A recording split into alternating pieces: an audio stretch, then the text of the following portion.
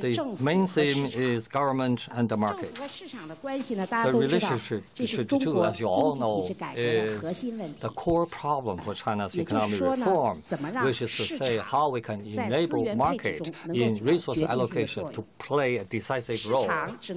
Market can only through an invisible hand to play this role, while the government needs to rely on the legal system to become a very important partner for the government to safeguard the order of the market. This is the basic reasoning.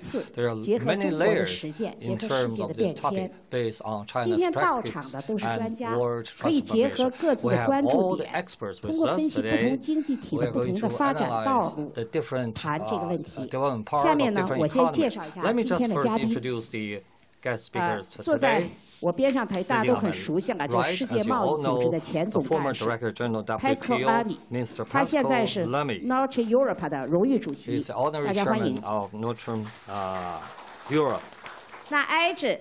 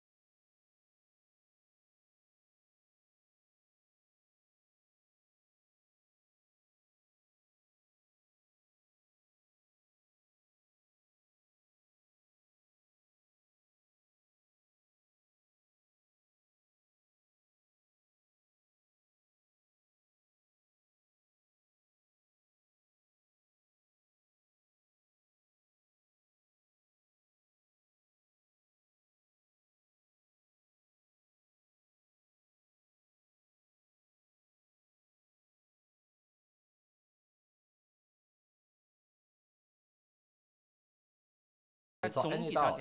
But basically, there's some achievement. The main problem rests with government with the society, society with the market. These two relationships have not been handled very well, including our healthcare, education, pension. So a lot of social society-related issues are having problems. So people have a rising aspiration for a beautiful life, which is in contradiction with our unbalanced supply. So now it's time for a story before answering your question. What is the story? Our auto industry. Auto industry in China, at the end of the century, people thought is crash, enter into WTO. China's auto industry will be crashed. Remember that, but at that time, how did the government handle the relationship? Government was intervened. It was the maker of the rule of game, Minister Long, directly negotiated with different countries. Focus on two areas. First, allowing us to add some kind of a tariff about imported cars, because we are developing countries. Secondly, for foreign investment come in, we can have some ceiling about their share in the equity. But those are the rules we talked in our negotiation, WTO negotiation. It's like the auto factory in China is like a high school student, and you have to deal with those professional basketballers, which have been playing for 100 years. Of course, we lose the game.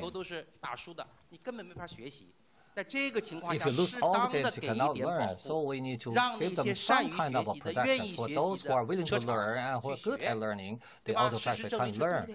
But factual, this is correct way of doing this. The Great Wall Auto private sector, Geely and Guangzhou Auto, their performance is very good. But right now, things have changed.